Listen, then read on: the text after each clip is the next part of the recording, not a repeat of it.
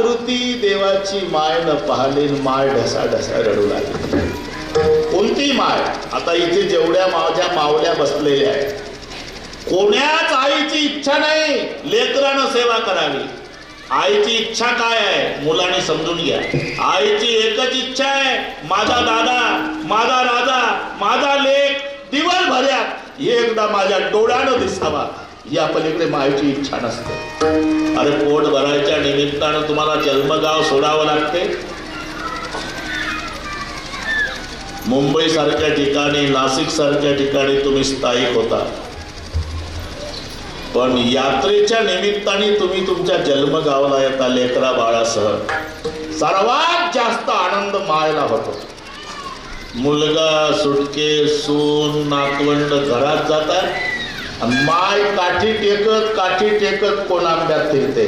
तिच्या वयाच्या जेवढ्या म्हाताऱ्या, नानी, आबाई, दादा आला माझा मुंबईहून, लेक आला माझा, 4 दिवस राहणार आहे, काय खाऊ घालून काय नाही असं होऊन जातं आईला. 4 दिवस तिचे एवढे आनंदात जातात बाबा.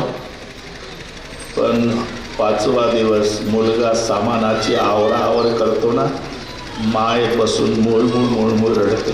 जातंय वाटत. 4 दिवस गोकुळ वाटलं होतं माझं घर, आता जातंय वाटत. आणि मग जेव्हा पाया पडतो, येतो आई, माय तोंडावून हात फिरवून म्हणते, कधी येशील माझ्या राजा? रजा मिळाली तर पुढच्या वर्षी येईल, हे बघ बेटा. नाही रजा मिळाली तर पुढच्या वर्षी येऊ नको. ते पिकलेलं पान आहे, आता कधी गळून पडत सांगता येत नाही बाबा. माझं काही खरं नाही, तुला तुझी माझी भेट होईलच. फक्त एकच प्रार्थना पांडुरंगाला आहे, माझा दादा कुठेही राहू दे पण सुखाचा राहू दे.